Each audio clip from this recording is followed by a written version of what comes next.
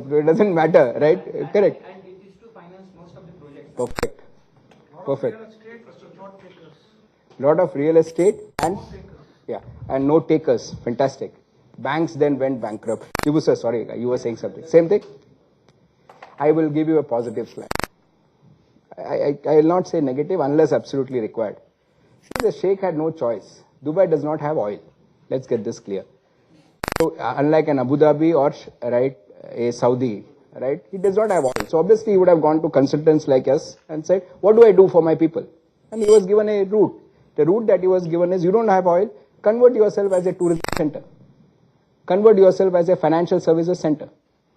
And moment you convert yourself as a financial services center, you will earn, right? That means be as Singapore. And that's how he started on his trip. And there were mistakes, but let's not focus on mistakes here. Right? You make mistakes sometimes, but let's learn from the mistakes. That's how the biggest mall of the world was produced. The biggest tower of the world was produced. They started off when the economy was doing well. By the time they finished, right, Dubai was in trouble. And there's a very good study, by the way. It is known as the skyscraper curse. A lot of countries start, right, the skyscrapers when things are good. By the time they finish it, there's a study on that, right? And then he had that Palm Beach Islands, where people came and invested. Unfortunately for him, the subprime crisis happened in US. And now I don't need to tell this audience. That was a big crisis. Thank you very much, sir. Funding dried up and he got into trouble. Now I want you all to analyze this and link it to balance sheet. End. Introduction over. Now we'll look at each of this in detail, right? Each of this in detail, right? One fine day, the Sheikh comes in, and let's assume I am the Sheikh and you're all the bankers. The Sheikh comes in and says, excuse me, I have to pay you 8 billion. I'm sorry. I need a moratorium with a haircut. That means it's a SDR, sovereign default, right? I need a sovereign debt restructuring. And the markets were like shocked. Now, for the dear colleague who said how to deal with bankers, my humble request is, right, bankers hate uncertainty. If you're looking at a banker is not tuned to anything. If there's something that a banker gets very upset about is, right, a banker hates uncertainty. So for those of you who are looking at practical implications, let me come into my consulting thing and tell you all, the way I try and keep banks happy is I ask my clients, please keep submitting monthly, if not monthly, at least quarterly reports. The banker may not read it, but you submit it. So he feels that things are going as per normal. And this is the problem with Dubai. Bankers hated it because he kept saying till 3 days before the default, he kept saying things are good in Dubai, things are good in Dubai. And in fact, there was a slogan that was coined for Dubai. Sun never sets on Dubai. Anything can happen in the world. The sun will never set in Dubai. It's only when, just a joke, not sarcasm, just a joke. It's only when he announced the default that people realized because the sun is not setting, it had burnt everything in Dubai. Okay, so my God, this is a big problem. And bankers were annoyed. And most of them, thank you, pulled back their financing. Some of them still continued their financing. And now I'm coming to the principles of finance. I'm going to flip this page and I'm going to give you 2 principles of finance which all of you all should remember for life. And I want to go to the younger Pankaj here. Let's assume, dear friend, some banks are willing to fund. Most of these banks have withdrawn. Let's say one bank, Hema ma'am, there is still willing to fund Dubai. And we are talking of commercial transactions. Huh?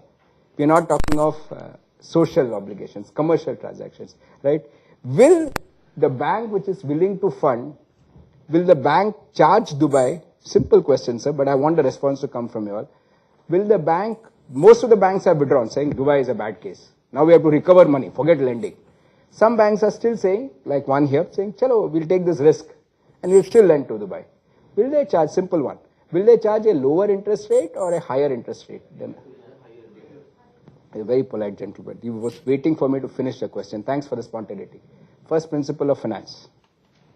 You may be a banker, you may be an analyst, you may be a CFO, pleasure having you here, sir. You may be a marketing head, you may be an operations head. First principle of finance. And remember it for anything and everything in finance. Thank you.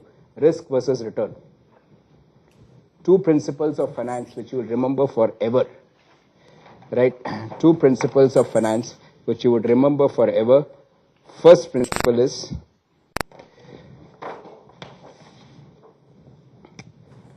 risk versus return. Thank you, dear Pankaj. Thank you very much. And I want the spontaneity to come. Obviously, a higher interest rate because the banker is perceiving higher risk. Excuse me, for the dear colleague who is talking about bankers, when you talk to bankers, please to show them lower risk. How? We will talk post lunch when I get into ratios. Right? When the banker sees lower risk, he will be comfortable with you. Moment he sees a higher risk, either he will not lend or he will jack up his interest rate. And the principle is very simple, right? Lower the risk, lower the return. Let me give you an answer. And let me explain this through investments, okay? Let me explain this through an investments, and I'll make it slightly funny because I need to communicate. My dad is retired, right? And let's say I go to my dad who's retired and he comes with this provident fund and he comes in and says, where should I invest? And suppose I tell him, Dad, you do one thing. You can invest in stock markets. And stock markets give you 40% returns, 40% returns. So you invest your provident fund and gratuity in the stock markets. It will give you 40% returns. The joke comes now. The only thing with this 40% is I'm not sure about the sign, whether it is going to be plus 40 or minus 40. Right? Right. Thank you. Dad would say, but just forget all this. I need my capital to be safe. Then please do one thing. Invest in RBI bonds. Safe. Right? Bank deposits. Right? Preferably nationalized banks. Right?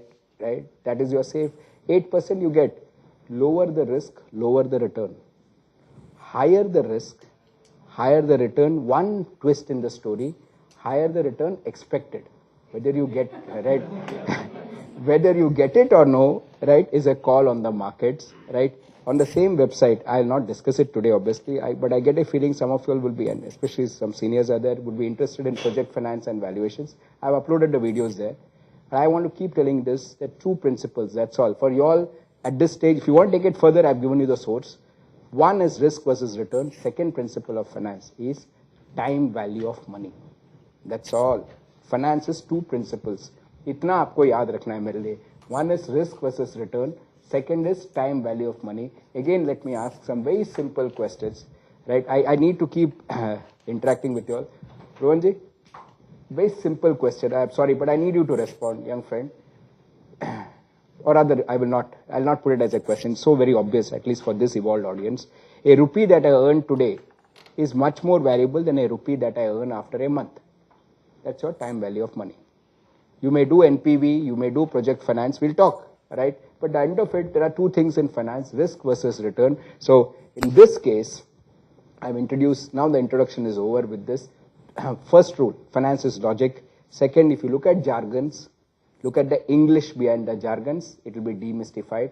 Third, any situation that you face, sir, look at this, right? If somebody comes and says, I'll give you 28% returns, then you need to look at that investment and say, is there any risk in this?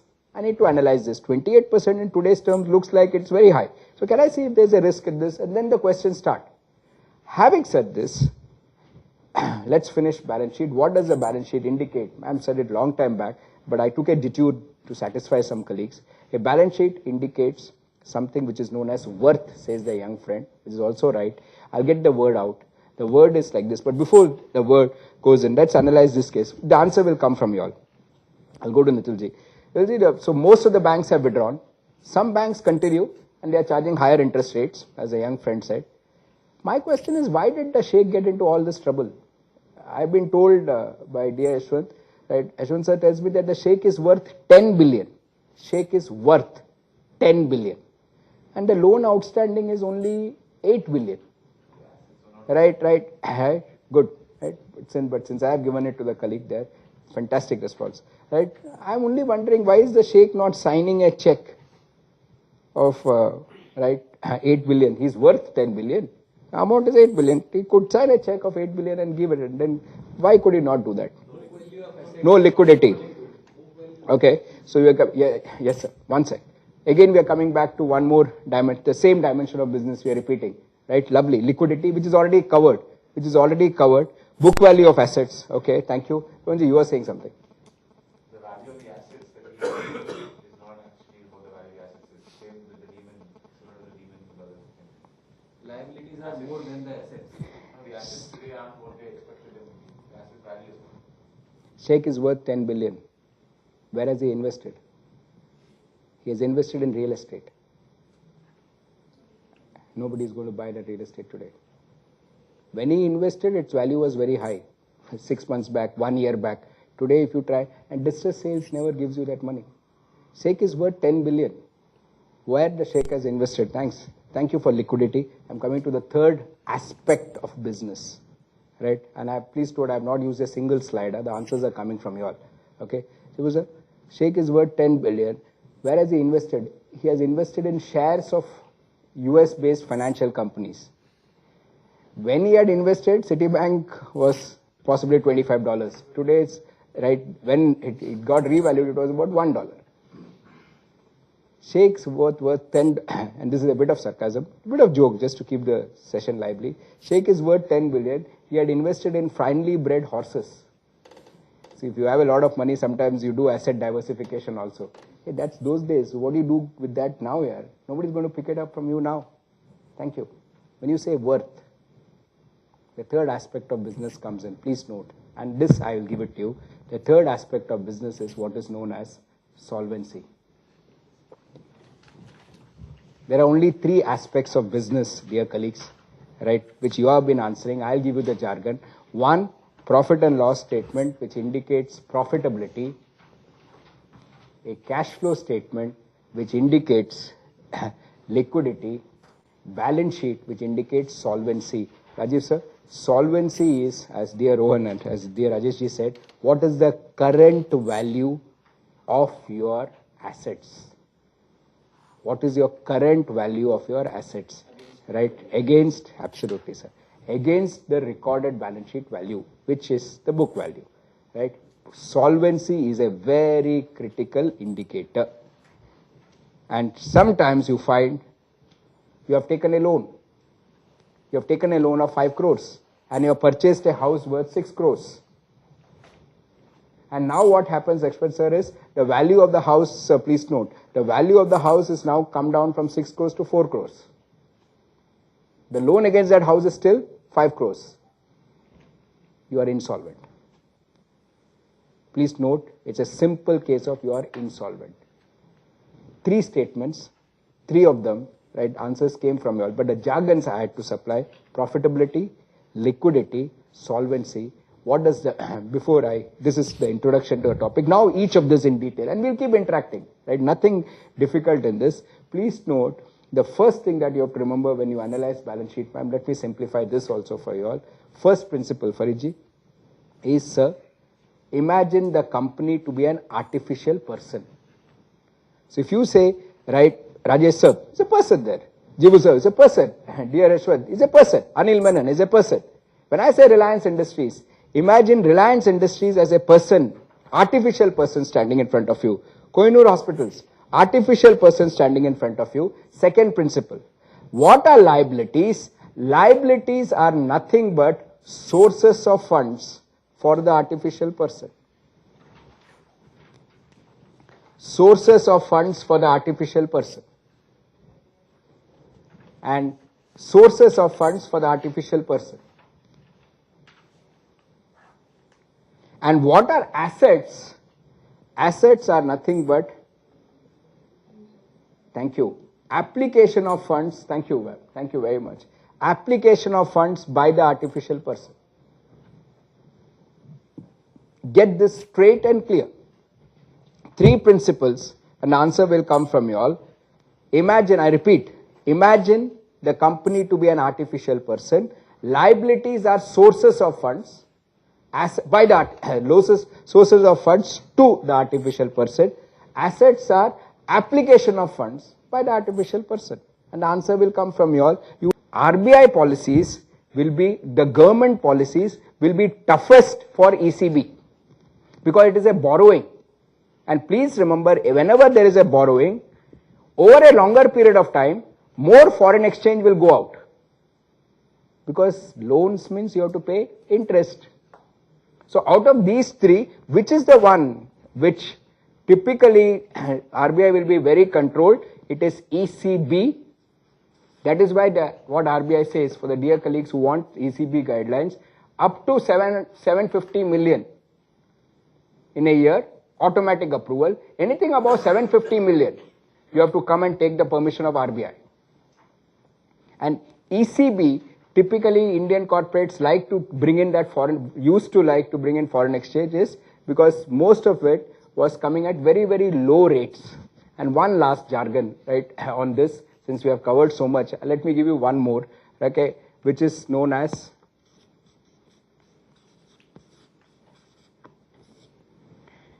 whenever any borrowing is done in foreign currency,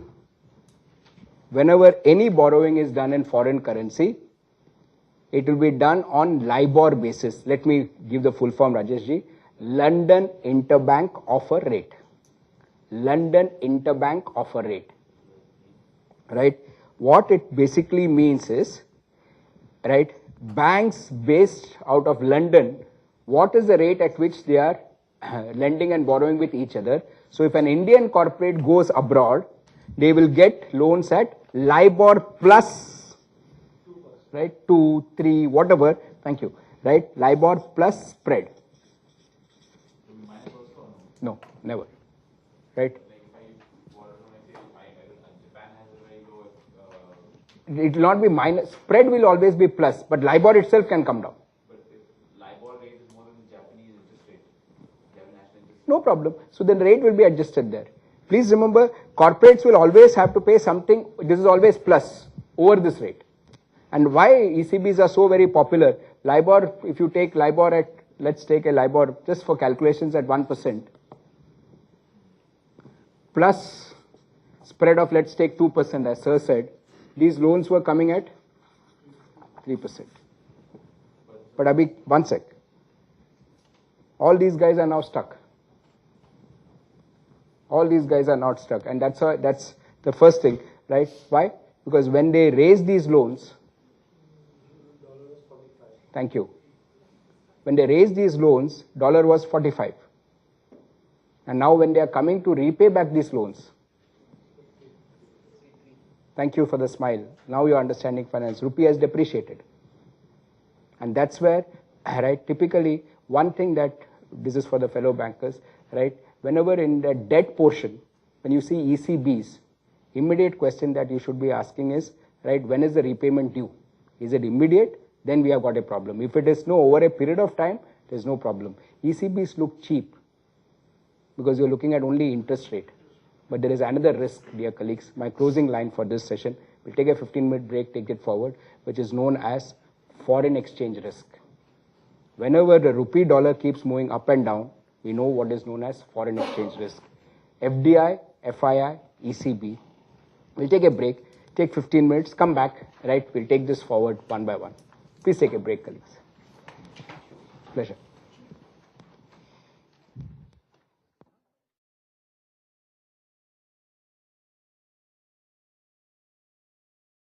The same, right? Some of my dear colleagues wanted my email ID. It's a pleasure, right? In fact, that website is also it's absolutely free. The idea is to give back something to my profession, right? In case you have any queries beyond today, here is my email ID. Please do write, no problem at all.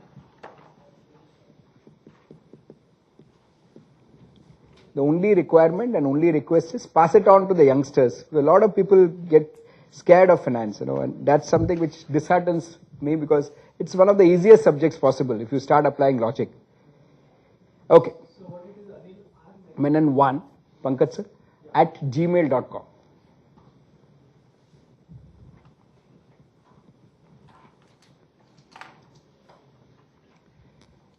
Please don't hesitate. If there is a query, write. Just give me 2 or 3 days to respond in case I'm traveling, but I will respond. In fact, I like if people, are able to gain something from the profession. So let's start profit and loss. I'm missing dear Pankaj, but I'll get started. I'm sure he'll join in, right? So we are having a statement which is known as profit and loss, which indicates profitability. Thank you for a wonderful observation during the break. Wonderful, Mitulji. That was a very good application. So here we go. It's a statement of income and expenses. Right? So this is email ID, anilrmenon1 at gmail.com. Profit and loss statement is a statement of income and expenses. So here we start looking at things in detail. Logic, simple logic. So here we go with the first analysis. Sorry, some names have to be mentioned. So but the idea is to give you practical cases. Bombay Dyeing announces a 40% increase in income. So this is not impressive. That's right. Venkat sir, Anil Menon is not impressed. What could be the reasons? Analysis starts. Right? 40%, Shwanji, sir, 40% increase in income. Still, analysts are not impressed. What could be the reasons of this? Right? So let's take 3 or 4 reasons. Again, looking forward for interactions. Yama ma'am, what could be the reasons? 40% increase in income. Why? Maybe the material price gone up. Superb, ma'am. Right? And I like your spontaneity. Mr. Menon, 40% increase in income. Lovely. But what about if expenses have gone up by 60%? What are you looking at? That means, right? Thank you. Don't focus on top line. Focus on bottom line. First rule. So first analysis, thank you. Right? Bombay Dyeing, 40% increase in income, not impressive. Maybe because the focus on bottom line. That is net profit.